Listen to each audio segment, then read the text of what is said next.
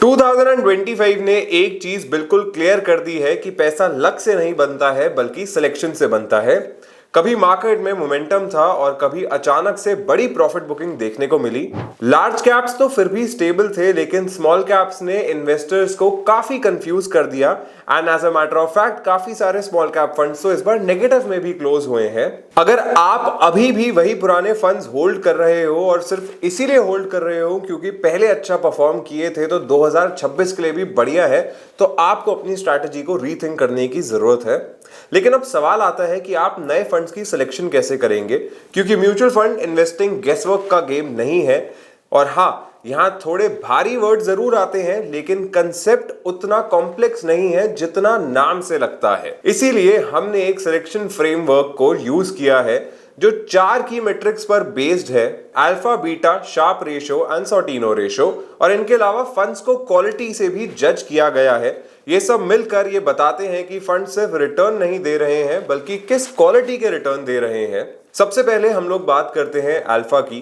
Alpha का simple मतलब होता है फंड ने अपने बेंचमार्क के ऊपर कितना एक्स्ट्रा रिटर्न बनाया। फॉर एग्जांपल, अगर बेंचमार्क ने 12% रिटर्न दिया है और फंड ने 16% का रिटर्न दिया है तो अल्फा 4% का है। सिंपली पुट, अल्फा बताता है कि फंड मैनेजर ने मार्केट को एक्चुअली बीट किया या नहीं। दूसरे नंबर पर है बीटा। बीटा बेसिकली बताता है कि फंड मार्केट के कंपैरिजन में कितना हिलता डुलता रहता है। हाई बीटा का मतलब अगर बीटा 1 से ज्यादा है तो उसका मतलब मार्केट गिरे तो फंड ज्यादा गिरेगा, और मार्केट ऊपर जाएगी तो फंड मार्केट से भी ज्यादा ऊपर जाएगा। And low beta which is less than 1 ये बताता है कि फंड कंपैरेटिवली ज्यादा स्टेबल है। इसी फ्रेमवर्क के साथ हमने फंड्स को 4 कैटेगरीज में डिवाइड किया है। सबसे पहले बात करते हैं लार्ज कैप फंड्स की। लार्ज कैप फंड्स उन कंपनीज में इन्वेस्ट करते हैं जो मार्केट कैपिटलाइजेशन के हिसाब से इंडिया की टॉप 100 कंपनीज होती हैं।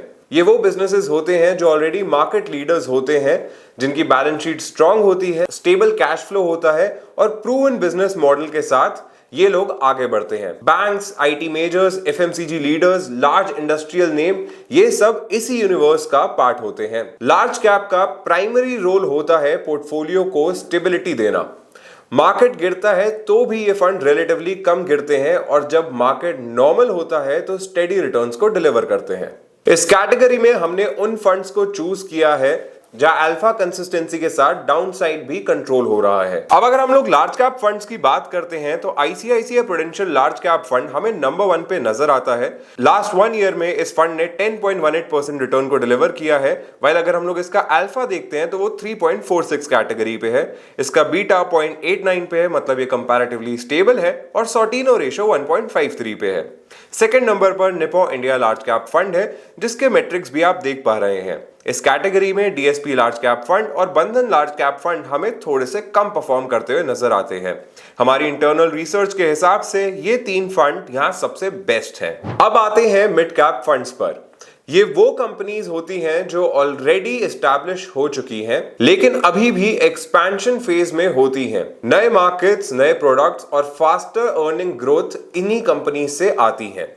इसी वजह से मिड कैप्स का अपसाइड पोटेंशियल लार्ज कैप से ज्यादा होता है, लेकिन साथ ही साथ वोलेटिलिटी भी ज्यादा होती है। इसीलिए हमने मिड कैप कैटेगरी में उन फंड्स को शॉर्टलिस्ट किया है जहां अल्फा स्ट्रांग है और सॉर्टिनो रेशो भी हेल्दी है, मतलब ग्रोथ के साथ डाउनसाइड कंट्रोल भी प्रेजेंट है। मिड कैप फंड्स में नंबर 1 हमें Nippon India growth mid cap fund नजर आता है। इसका अल्फा 1.86% पे है एंड बीटा 0.96% पे है। इसकी सॉर्टिनो रेशो यहां पर सबसे हाईएस्ट है एट 1.62। बट निप्पॉन इंडिया के बाद एडलवाइज मिड कैप फंड और Invesco India mid cap fund की परफॉर्मेंस भी अच्छी रही है। हमारी इंटरनल रिसर्च के हिसाब से यहां ये 3 फंड सबसे बेस्ट हैं। अब बात करते हैं सबसे मिसअंडरस्टूड कैटेगरी की, which is small cap funds. Small cap usually उन कंपनीज में इन्वेस्ट करते हैं जो अर्ली स्टेज या नीश बिजनेसेस होते हैं। यहां ग्रोथ पोटेंशियल बहुत हाई होता है, लेकिन प्रेडिक्टेबिलिटी सबसे कम होती है। स्मॉल कैप्स लीनियर बिहेव नहीं करते हैं, कभी बड़ी रैलीज होती हैं और कभी शार्प करेक्शंस देखने को मिलती हैं। इसीलिए यह रिटर्न से ज्यादा इंपॉर्टेंट हो जाता है डाउनसाइड प्रोटेक्शन, और इस कैटेगरी में सॉर्टिनो रेशो सबसे क्रिटिकल मेट्रिक बन जाता है, क्योंकि इसका काम ही है ये बताना कि मार्केट गिरने पर कौन सा फंड बेटर रिटर्न डिलीवर कर पाएगा। इस बार हमें Bajaj Finserv small cap fund का एक एनएफओ भी देखने को मिलने वाला है, जो हमारी इंटरनल टीम के हिसाब से काफी अच्छा है।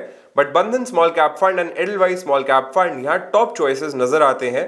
बंधन स्मॉल कैप फंड का अल्फा 8.96 एंड बीटा भी 0.92 पे है। इसका मतलब यह है कि इस फंड का ओवरऑल परफॉर्मेंस काफी अच्छा रहा है एंड डाउनसाइड प्रोटेक्शन भी इस फंड में अच्छी देखने को मिलती है।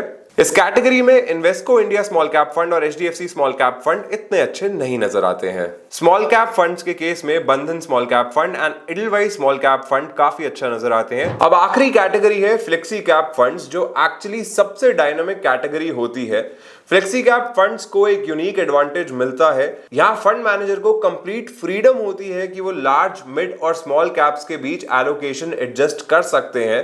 मतलब मार्केट कंडीशंस के हिसाब से स्ट्रैटेजी बदल सकती है, लेकिन यहीं पर एक रिस्क भी होता है। अगर फंड मैनेजर्स का डिसीजन गलत हुआ तो परफॉर्मेंस इंपैक्ट होता है। इसीलिए फ्लेक्सी कैप फंड्स में अल्फा, कंसिस्टेंसी और डाउनसाइड कंट्रोल दोनों का स्ट्रांग होना जरूरी होता है। तो सबसे पहले ICICI prudential flexi cap fund आता है, जिसका 1 ईयर रिटर्न 8.69% है एंड अल्फा 3.96 पे स्टैंड करता है। आईसीआईसीआई प्रूडेंशियल फंड के बाद एचडीएफसी फ्लेक्सी कैप फंड ने भी रिसेंटली काफी अच्छी परफॉर्मेंस डिलीवर करना चालू किया है। लास्ट 1 ईयर में इसका रिटर्न हाईएस्ट नजर आता है, वाइल 3 इयर्स में 21.59% का रिटर्न एंड सॉर्टिनो रेशियो यहां पर 2 से भी ज्यादा है, which is actually very good. हमारी इंटरनल रिसर्च के हिसाब से ये 3 फंड्स इस कैटेगरी में नंबर 1 पर नजर आते हैं, while white oak capital flexi cap fund और Parag Parikh flexi cap fund हमें बाकी 3 फंड से नीचे नजर आते हैं। इस गूगल शीट की लिंक आपको डिस्क्रिप्शन बॉक्स में भी मिल जाएगी। और ये थे हमारे टॉप फंड्स फॉर 2026। मैं उम्मीद करता हूं कि ये वीडियो आपको पसंद आई होगी। If that's the case, then do consider sharing this video with your friends. This is Gautam Nirani signing off and I'll see you guys in the next one. Mutual fund investments are subject to market risks. Read all scheme related documents carefully.